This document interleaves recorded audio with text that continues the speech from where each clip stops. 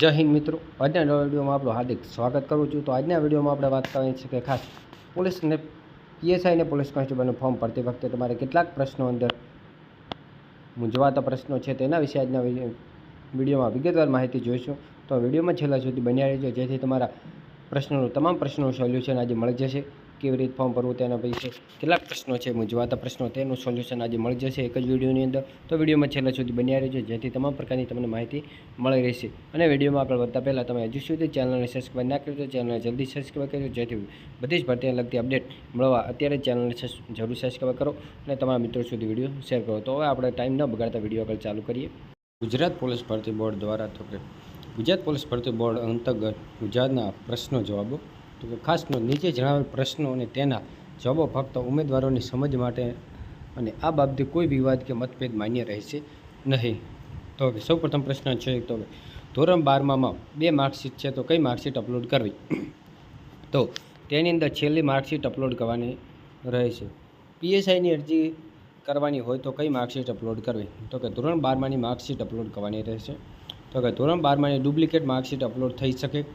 તો કે માર્કશીટ ખોવાઈ ગઈ હોય અને કાયદેસર ડુપ્લિકેટ માર્કશીટ મેળવેલ હોય તો અપલોડ કરી શકો છો।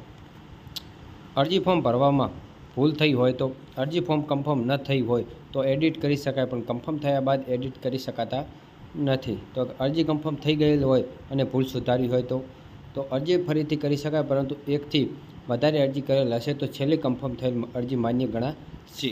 એટલે કે તમે અરજીઓ ગમે તેટલી કરી છે, પરંતુ છેલ્લી અરજી જે છે તે કન્ફર્મ ગણવામાં આવશે। તો છેલ્લા સેમેસ્ટરમાં પાસ હોય અને આગળના સેમેસ્ટરમાં નાપાસ હોય તો બધા સેમેસ્ટરમાં પાસ હોય તો જ પાસ ગણાય। છેલ્લા સેમેસ્ટરમાં પાસ હોય અને આગલા સેમેસ્ટરમાં જો નપાસ હોય તો છેલ્લા સેમેસ્ટરમાં જ પાસ હોય તો જ ગણાશે। તો છેલ્લું સેમેસ્ટર પહેલાં પાસ કરેલ હોય અને આગલા સેમેસ્ટર પછી પાસ કરેલ હોય તો કયા વર્ષ પરીક્ષા પાસ થયેલ ગણાય? તો જે વર્ષે બધા જે સેમેસ્ટર પૂરા થયેલ હોય તે માર્કશીટમાં યુનિવર્સિટી કે જે વર્ષ મહિનો દર્શાવે એ માન્ય ગણાય અને પાસિંગ વર્ષ ગણાય। તો આ અરજી કન્ફર્મ થયા પછી બીજું ફોર્મ ભરવું પડે અને જો ફી ભરવાની થતી હોય તો બીજી વાર ફી પણ ભરવી પડે? તો કે હા। તો કે લગ્ન કરેલ સ્ત્રી ઉમેદવારના કિસ્સામાં ફોર્મમાં પિતાનું નામ કે પતિનું નામ? તો કે ધોરણ 12માની માર્કશીટમાં પતિનું નામ હોય તો પતિનું નામ લખવું અને પિતાનું નામ હોય તો પિતાનું નામ લખવાનું રહેશે। તો કે NIOSનું પ્રમાણપત્ર ચાલે કે કેમ? તો કે હા, ચાલે તે પ્રમાણપત્ર। તો સ્નાતકના છેલ્લા વર્ષની માર્કશીટમાં જે લખેલ હોય ટકા કે CGPA તે લખવું અને CGPAમાંથી ટકાવારી લખવી અને ટકાવારી કાઢવામાં ભૂલ થાય તો શું કરવું? તો કે યુનિવર્સિટી કે જે તે સંસ્થા કે એ માર્કશીટમાં ટકા આગળ કે પાછળ દર્શાવેલ હોય છે, જેમાંથી જોઈને લખવા ટકાવારી કાઢવામાં ભૂલ થાય તો ચિંતા કરવાની જરૂર નથી। તો કે 2 ટ્રાયલ પાસ કરેલ હોય તો ધોરણ 12માની છેલ્લી માર્કશીટ અપલોડ કરવી? તો કે ગુણપત્રક અપલોડ કરવાનું કે પાસિંગ સર્ટી અપલોડ કરવું? તો કે ધોરણ 12માની માર્કશીટ અપલોડ કરવાની છે। તો કે ધોરણ 12માની માર્કશીટ અને આધાર કાર્ડમાં નામ અલગ છે તો શું કરવું? તો કે હાલ ધોરણ 12માની માર્કશીટ અપલોડ કરવાની છે, પરંતુ આધાર કાર્ડ અને ધોરણ 12માની માર્કશીટના નામ અલગ હોય તો આધાર કાર્ડની સાથે ધોરણ 12માની માર્કશીટ શારીરિક કસોટી કે પરીક્ષા વખતે સાથે લઈ જવાની રહેશે। કોલ લેટરમાં સૂચનાઓ આપવામાં આવશે। તો આગળના વર્ષની એટીકેટી હજુ બાકી છે તો પાસ ન ગણાય? તો કે ના, તે પાસ ના ગણાય। ડિપ્લોમાવાળા ઉમેદવાર ફાઇનલ માર્કશીટ અપલોડ કરવાની કે સમક્ષ પ્રમાણપત્ર? તો કે માર્કશીટ અપલોડ કરવી। લગ્ન થયેલ હોય તો પતિનું નામ લખી શકાય?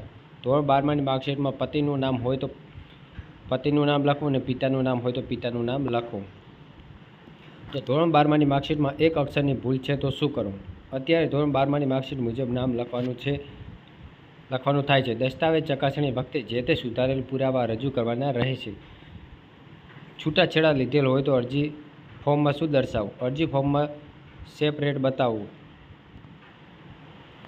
છેલ્લી માર્કશીટમાં બેઠક નંબર, સીટ નંબર ન હોય તો એનરોલમેન્ટ નંબર અને બીજા જે નંબર આપેલ હોય તે લખવો।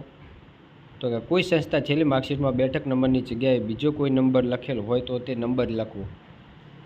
લોકરક્ષક વાળા ઉમેદવારોએ શું હોદ્દો બતાવો? તો અરજી ફોર્મમાં કોન્સ્ટેબલનો હોદ્દો દર્શાવો.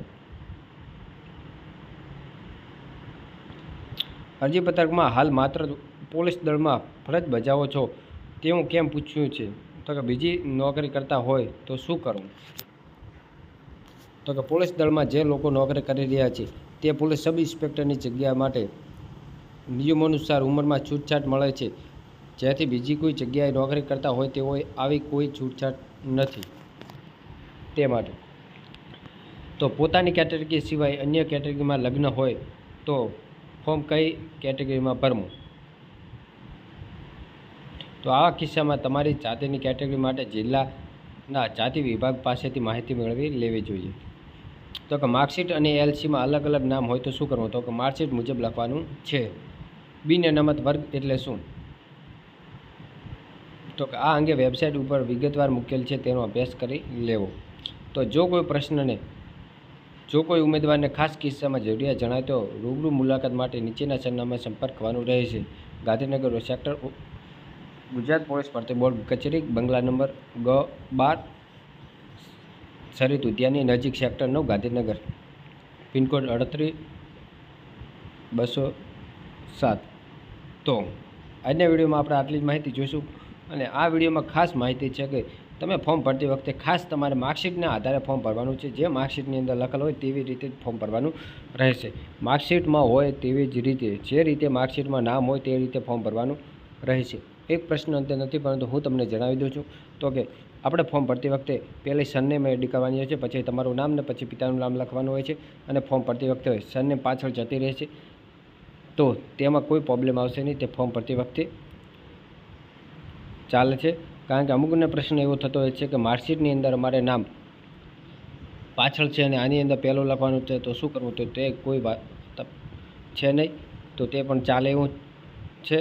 તો તમારે ખાસ કરીને માર્કશીટમાં જે રીતે નામ હોય તે રીતે સરનેમની જગ્યાએ સરનેમ, તમારા નામની જગ્યાએ તમારું નામ, પાત્રનું નામ જગ્યાએ પાત્રનું નામ લખવાનું રહેશે. કારણ કે અમુકના માર્કશીટની અંદર પાછળ સરનેમ લખેલો હોય છે, તે માટે આ પ્રશ્ન હતો. તો આજના વિડીયોમાં બસ આપણે આટલી જ માહિતી જોઈશું. જો મારો વિડીયો તમને પસંદ આવ્યો તો લાઇક, શેર અને સબસ્ક્રાઈબ કરવાનું ના ભૂલતા, અને તમારા મિત્રો સુધી આ ખાસ વિડીયો શેર કરવાનું પણ ના ભૂલતા, જેથી આવી જ પ્રકારની બધી જ ભરતી લગતી અપડેટ આપણી યુટ્યુબ ચેનલ આવતી રહેશે. તો અમને આશા છે કે તમે અમારી ચેનલને સબસ્ક્રાઈબ કરશો અને તમારા મિત્રો સુધી શેર કરશો. તો બસ આભાર. જય હિન્દ, જય ભારત.